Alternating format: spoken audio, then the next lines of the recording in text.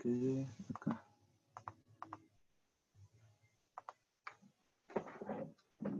Ya, bueno, continuando, aquí como ya habíamos visto lo que es determinantes externos y determinantes internos de la atención. La otra función mental es la conciencia, en la cual en términos cortos, breves, resumidos, estaríamos hablando de tener conocimiento, saber de algo, saber de qué, percibir o darse cuenta de algo. Estamos hablando de tener conocimiento tanto de uno mismo como del medio externo, claro, del medio ambiente que nos rodea. Entonces, esta capacidad tiene dos componentes, uno perceptual sensorial y el otro motor. En el perceptual, el sujeto extrae información del mundo a través de los órganos de los sentidos. Se va haciendo una idea, se va haciendo un conocimiento y pasa a lo que es el componente motor. Esto le permite prepararse para iniciar y ejecutar una acción en base al conocimiento que tiene, de la información que ha ido adquiriendo. Entonces, esta conciencia está relacionada con diferentes estructuras del cerebro. Tenemos el locus coeruleus o caeruleus, también llamado o zona azul. Está el lóbulo frontal, es responsable de las funciones ejecutivas, o conocido como el director ejecutivo del cerebro, quien verá la mayor cantidad de información.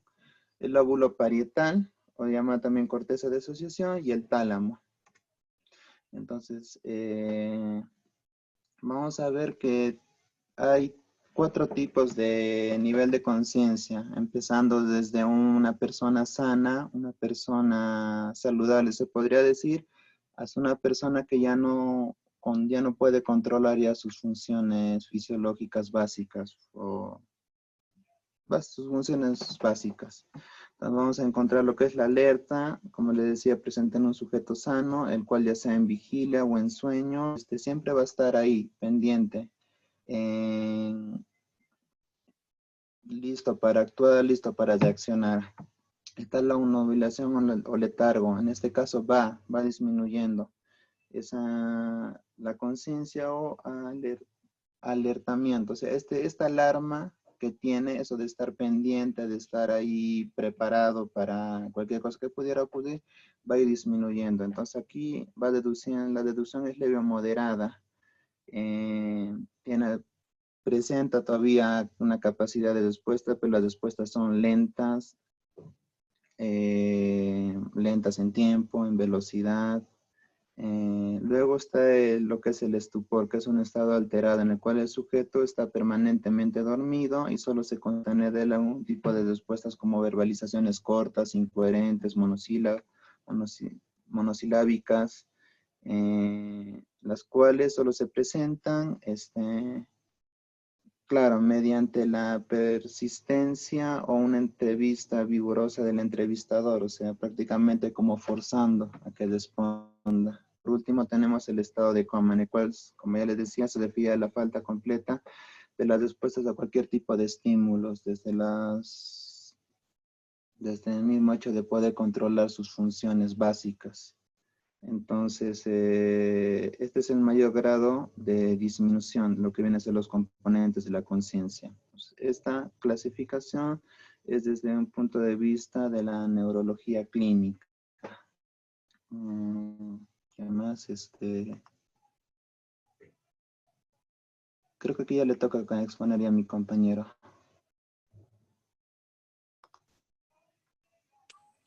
Olá, buenas. Ahora vamos a hablar un poco sobre la percepción. Percibir es el proceso de orden superior para reconocer y integrar patrones complejos de las sensaciones, definiendo a la sensación como el proceso para detectar estímulos, de cual depende de la percepción. La percepción constituye además un proceso cognitivo que implica el acto de dar significado a lo captado y permite la interacción entre una persona y el mundo que la rodea.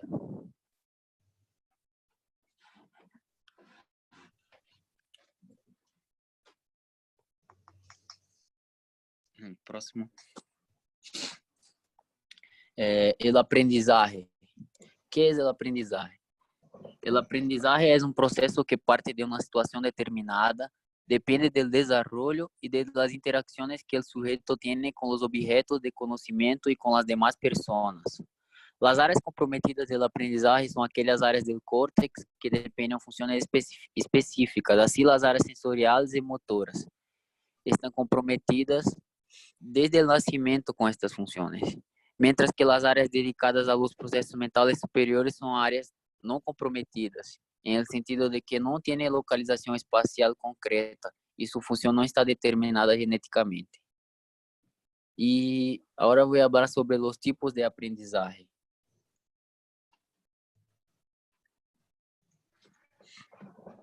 Los tipos de aprendizaje son clasificados en aprendizaje receptivo, aprendizaje por descubrimiento, aprendizaje repetitivo, aprendizaje significativo, observacional y latente.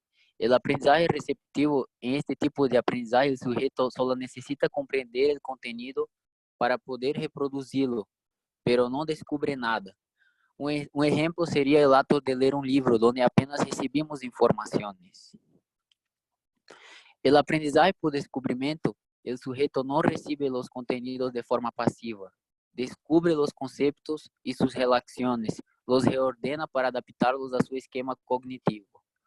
Un ejemplo sería, por ejemplo, si el docente te pasa una tarea para que ustedes busquen las informaciones y exponen sobre una determinada enfermedad, un ejemplo, que ustedes nunca hayan estudiado sobre ella. Entonces empiezan a buscar, sería un descubrimiento de una nueva información y ustedes ordenariam esta informação para seu próprio entendimento. O aprendizagem repetitivo se produz quando o aluno memoriza contenidos sem compreendê-los ou relacioná-los com seus conhecimentos prévios. Não encontra significado a los contenidos, como, por exemplo, o aluno não tem conhecimento sobre este tema.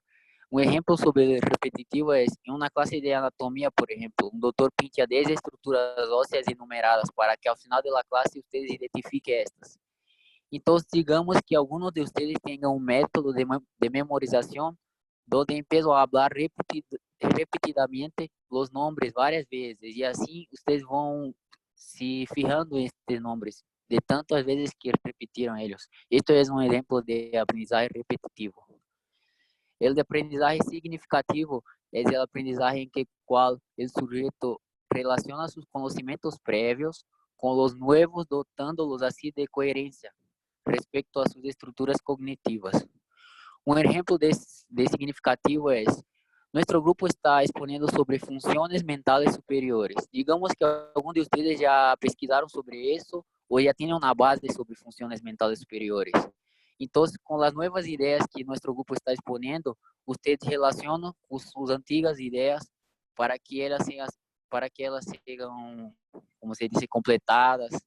Y así son ideas que ustedes ya tienen y que llegan nuevas ideas y ustedes le relacionan, podemos decir. El aprendizaje observacional é um tipo de aprendizagem que se dá ao observar o comportamento de outra pessoa chamada modelo. Um exemplo poderia ser, imaginar que estamos em uma classe e você vê seu amigo sacando uma foto da pizarra e ao final da classe ele empieza a escrever em seu caderno todas as informações que estão em seu celular. Você nunca ha hecho isso, você não tem esta, como pode dizer, não está acostumbrado a hacer esto. Então, ao ver seu amigo em la próxima classe empieza a hacer esto. Isso é um aprendizagem observacional, onde vês outra pessoa haciendo algo e ele empieza a ser igual, El aprendizaje latente, aprendizaje en que se adquiere un nuevo comportamiento, pero no se demuestra hasta que se ofrece algún incentivo para manifestarlo este aprendizaje. Un ejemplo para el latente, imagínate que usted observou sua mamá durante anos cozinhando uma comida, um rico estrogonofe. Então, um dia ele viaja e te toca cocinar. Então, este é o incentivo para que você haga o que ha visto durante anos e empiece um novo comportamento de cozinhar, porque senão você vai morrer de hambre se não cozinha. Então, este é um exemplo de aprendizagem latente. O próximo.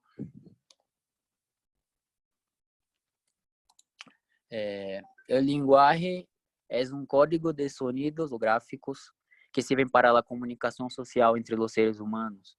Surge de un proceso evolutivo que descansa en un conjunto de modificaciones morfológicas funcionales de las especies, porque cada especie tiene una manera de se comunicar y nosotros vamos desarrollando esta comunicación desde cuando somos bebés hasta llegamos en la fase adulta. Con el lenguaje hacemos conocer el pensamiento, la alteración de la comprensión y expresión. El lenguaje es una facultad humana para comunicarse mediante sonidos o escritos. El hablar es la facultad de hablar, la acción de hablar, es decir, que es la realización del sistema lingüístico llamado lengua. Se produce ao elegir determinados signos, entre los que ofrecen la lengua mediante su realización oral o escrita. Ahora mi amiga va a seguir exponiendo.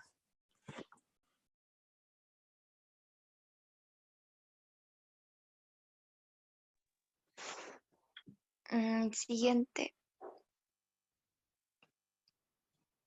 Ya. Las emociones. La emoción indica el análisis de un suceso interno o externo como significado que se va a acompañar de activación corporal o expresión facial. Es decir, una emoción puede ser el enojo, la sensación que va a pasar la persona.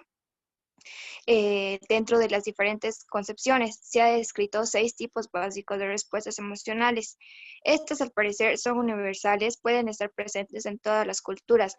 Ellas son alegría, tristeza, ira, miedo, desagrado, asombro.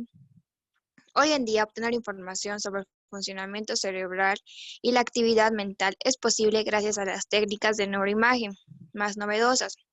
Ejemplo de ellas son la resonancia magnética funcional, la cual combina la actividad neuronal con el metabolismo y el flujo sanguíneo, registrando los cambios del flujo sanguíneo cerebral asociados con la funcionalidad de las neuronas que son responsables de los procesos cognitivos, sensitivos y motrices y emocionales.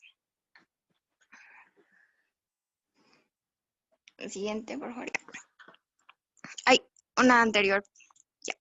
El pensamiento es un proceso mental superior que nos va a permitir establecer conexiones entre ideas, representaciones, recuerdos. El pensamiento se estructura en base a símbolos que son las palabras que se expresan a través del lenguaje. Se vale de la memoria, la imaginación y la percepción. El pensamiento humano se halla estructurado en esquemas que son organizaciones jerárquicas de conceptos relacionados entre él mediante proporciones lógicas. Nuestro pensamiento, sin embargo, no funciona de forma lógica, puesto que utiliza heurísticos para simplificar el procesamiento de la información, es decir, se salta ciertos pasos en las deducciones lógicas que va a realizar con el fin de ahorrar energía cognitiva. El resultado es que en muchas ocasiones se producen sesgos con el razonamiento. No todos nuestros pensamientos van a ser lógicos. Hay algunos pensamientos que vamos a actuar con la imaginación o la percepción que vamos a tener del pensamiento. Gracias.